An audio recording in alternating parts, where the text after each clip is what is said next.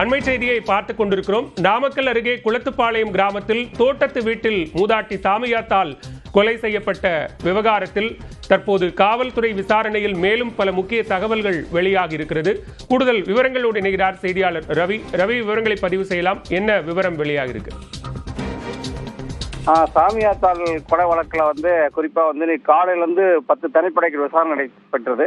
இந்த விசாரணையில குளித்தலை அருகே 2 பேர் பதுங்கி இருப்பதாக போலீசாருக்கு தகவல் கிடைத்ததற்கு அங்கு சென்ற தனிப்படை போலீசார் அரியலூர் மாவட்டத்தை சேர்ந்த ஆனந்தராஜ் மற்றும் ஈரோடு மாவட்டம் தாளவாடியை சேர்ந்த அஜித்குமார் ஆகிய இருவரையும் கைது பண்ணி விசாரணை கூட்டிட்டு வந்தாங்க. இந்த விசாரணையில இருவரும் 5 ஆண்டுகளுக்கு முன்பு சாமியாத்தாள் வீட்டுக்கு சென்றிருக்காங்க.